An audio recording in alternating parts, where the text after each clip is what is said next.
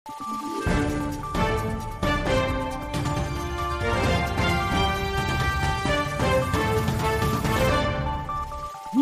araw, Pilipinas! Ito ang Valiente News hatid sa inyo ng Office of the Vice President. Patuloy na pinapaigting ngayon ng OVP Western Mindanao Satellite Office ang pag-alalay sa mga maliliit na negosyante sa Zamboanga Peninsula sa pamamagitan ng Magnegosyo Today program. Flagship program ito ni Vice President Inday Sara Duterte. Si Maribeth Adlawan sa report. Malaki ang ginagampanang papel ng Micro, Small and Medium Enterprises o mga MSME sa ekonomiya at patuloy na pag-unlad ng lungsod ng Zamboanga.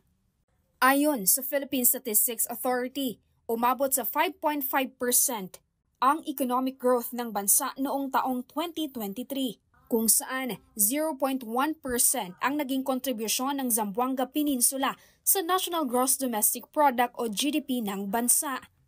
Dahil sa potensyal ng mga Zamboangenyo sa larangan ng negosyo, patuloy na pinaigting ngayon ng OVP Western Mindanao Satellite Office ang pag-alalay sa mga entrepreneur sa pamamagitan ng Magnegosyo Today program.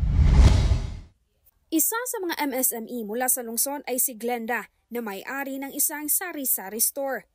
Kwento niya, sa kanyang negosyo kinukuha ang pangtustos sa araw-araw na pangangailangan ng kanyang pamilya.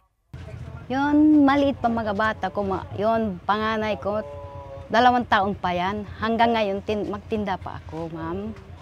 Kahit ano-ano mga negosyo, mga gulay, merienda, barbecue.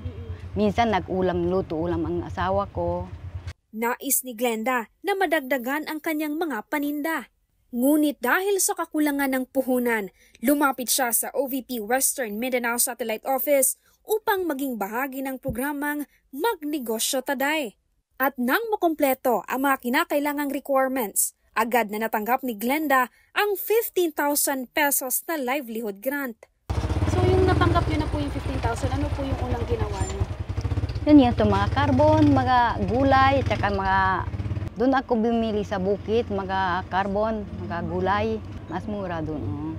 Sa ngayon, nadagdagan na ang mga paninda sa sari-sari store ni Glenda. Mayroon na itong mga gulay, prutas at maging uling na gamit sa pagluluto. Dagdag pa rito ang mga nakakatakam na street food na patok sa kanilang komunidad. Hindi na ako mag-5-6. Wala nang utang? Dito Wala na, dyan na lang kay Ma'am Sara. Sabi na ko kay Ma'am Sara, maraming salamat na binigay sa akin ang opportunity at pang negosyo, pang kabuhayan. Maraming salamat pa. Malaking tulong para sa amin.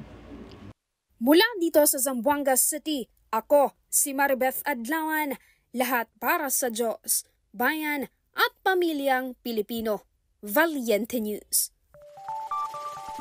Masasarap na pastry sa tulad ng cake, isa lamang sa mga produkto ng MTD beneficiary mula sa Zamboanga City. Ang kanyang naging diskarte upang mapalago ang natanggap na puhunan mula sa OVP. Alamin! Ako si Claudette Loreto para sa makabuluhan, naninindigan at matapang na mga ulat at impormasyon. Maraming salamat!